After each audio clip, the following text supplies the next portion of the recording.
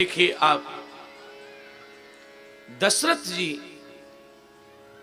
पुत्रों के विवाह के बाद आंगन में एक बार चांदी की चौकी पर विराजे। चारों बहुओं ने प्रणाम किया, चारों बेटों ने प्रणाम किया और तब चक्रवर्ती जी ने कौशल्या के कान में कुछ कहा। देखो साहब, यहां संत भी विराजे हैं और गृहस्थ भी विराजे हैं। एक बात पूछ लूं मैं, अगर आप राजी हो तो। संत बड़े हैं कि गृहस्थ? क्या विचार है? माताओं को ज्यादा बताओ, संत बड़े हैं कि गृहस्थ? आज परम श्रद्धेय महामंडलेश्वर जी महाराज भी पधार रहे हैं। कृपा पूर्वक उनका दर्शन हम सबको होगा। तो मैं तो ऐसे ही पूछ रहा हूं, इसका कोई पुरस्कार नहीं मिल रहा है, ये बस सोचना। पर मैं पूछ रहा हूं, संत बड़े हैं कि गृहस्थ? वैभव जी, आप कहां हैं? वैभव जी, कौन बड़े हैं? क्या लगता है? संत ही बड़े हैं? वैभव जी बहुत अच्छे हो आप, सही कह रहे हैं, संत ही बड़े हैं, सही बात है। विराज जी, आपने सही बताया, संत बहुत प्रसन्न हो रहे हैं। पर एक विनती करें हम आपसे, बिल्कुल सही बात है, संत ही बड़े हैं। हम सब इनको माला पहनाते हैं, इनके पांव छूते हैं, इनको प्रणाम करते हैं, दक्षिणा देते हैं। संत बड़े हैं ना, पक्की बात है।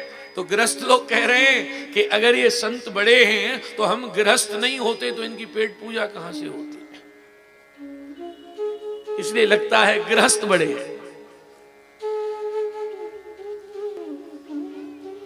साहब, गृहस्थी का मार्ग और विरक्ति का मार्ग, इन दोनों में एक बड़ा फर्क है। गृहस्थ को भी भगवान मिलते हैं और संत को भी भगवान मिलते हैं, पर संत के मार्ग में और गृहस्थ के मार्ग में एक बहुत बड़ा अंतर है। क्या अंतर है? बोले, यहां से आपको फिरोजाबाद जाना हो तो यहां से आप सिरसागंज पहुंच गए चौराहे में, और एक आदमी ने सिरसागंज से अपनी गाड़ी सिरसागंज में अंदर घुसाई शहर में, और शहर के जाम से जूझता और सब ई रिक्शा पौ साहब लगते हुए, और उसने साहब फिर मक्खनपुर पहुंचाई, और फिर मक्खनपुर घुस गया महाराज बाजार में, और फिर मक्खनपुर से फिर आसपाबाद, और फिर फिरोजाबाद, महाराज चूड़ी बारे का ढक्का, और सब करते करते अब पहुंचा फिरोजाबाद। और एक आदमी ने सीधी यहां से बाईपास पर चढ़ाई और सीधा वैष्णो मैया के मंदिर के पास जाके उतर गया। फर्क समझ लेना, ये संत बाईपास गाड़ी चलाते हैं और हम लोग धक्के खा खा के गाड़ी चलाते हैं, बस अंतर। पर साहब, एक निवेदन करूं, ड्राइवर बाईपास वाला ज्यादा कुशल नहीं होता, ड्राइवर अंदर वाला ही ज्यादा। तो ये जो धक्के वाले ड्राइवर हैं, ये बहुत पक जाते हैं। हाँ?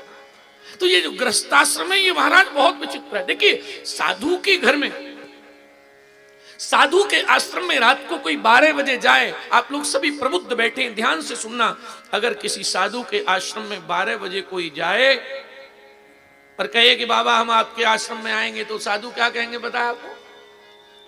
बोले, ठीक है भैया, वो पड़ा है गद्दा,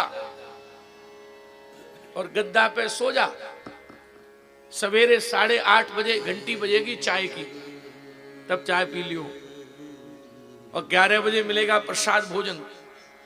अच्छा सच बताओ, और आपके घर में कोई रात को 11 बजे आ जाए तो आप कहोगे कि घंटी बजेगी सुबह चाय की? आप उसी समय हाथ जोड़ के कहेंगे कि बंधुवर आपके लिए चाय बनवा दें, भोजन बनवा दें।